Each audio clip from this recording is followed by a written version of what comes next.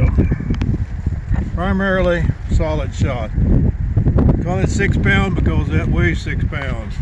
Pound and a quarter of powder behind that on a wooden sabot. So it all just inserts as one piece. Used for fortifications, walls, other cannons. It is even was used on infantry by, if the ground was supported, ricocheted into the line of troops. Yeah. The ideal place would be a 45-degree angle or oblique. This case shot, which is nothing more than hollowed out with powder inside that. Exploded, of course, all these pieces go out to one side. Then they had this is the other one, they got it upside down. Damn it. Turn over. This is called spherical case or case shot. You notice it has lead balls in there, musket balls, 69 musket balls.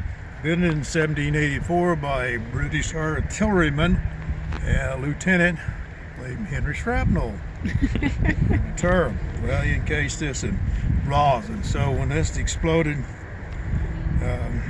all this stuff, the musket balls, the outside hull, this was struck at force. We got two types of fuses make these go boom. This is a paper fuse. It's graduated in so many seconds, which is burn time. It also equates to your flight time, so that you get a certain range. Yep. So we have a chart actually. There's one down there, but there's one in the box, and the top of that box that tells you where they're supposed to cut that, so it'll burn 8 seconds or 3 seconds or whatever it may be. Well, it can't go 8 because it only goes up to 5 on my sight.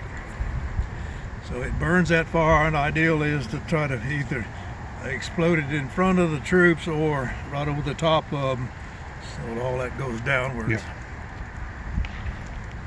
And the other one is called is a metal fuse.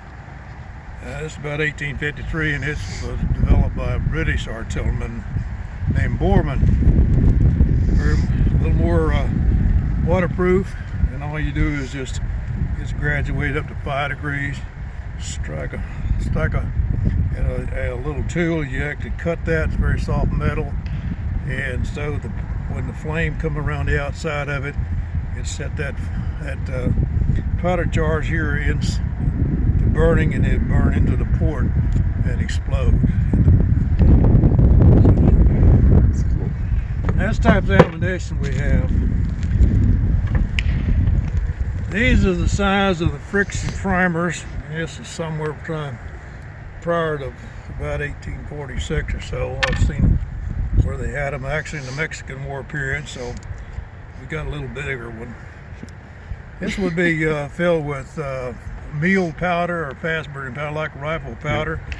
And when you separate this, there's a material in here that causes this to spark.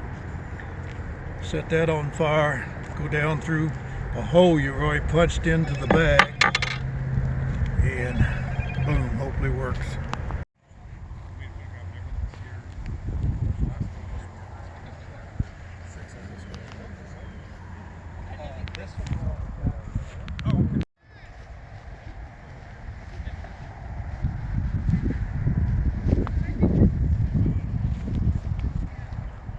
Introduces the sponge. The sponge goes in, begins to run down the barrel, make sure there's no spark in there. He flips it over, and then the gunner checks it to make sure it's the right type of round. The loader takes the round, puts it into the barrel itself, and you'll notice the number 1 then takes the rammer and seats the round against the breech of the muzzle, or the breech of the gun. So the gunner steps up and he begins the aiming process.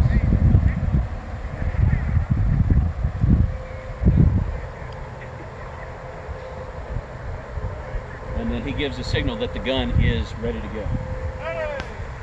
Now, as he says ready, the number 3 steps up, they poke a hole in that bag, and they introduce the friction primer, and then they're going to take the slack out of that lanyard. Once everybody steps out from behind the gun to save him from recoil, they're ready to fire.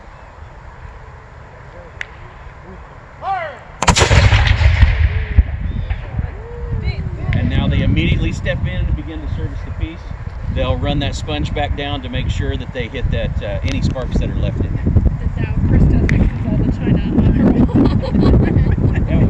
Now that he's pulled that sponge back out and we know that the gun is safe, if anybody would like to actually walk over there and look at the gun up close,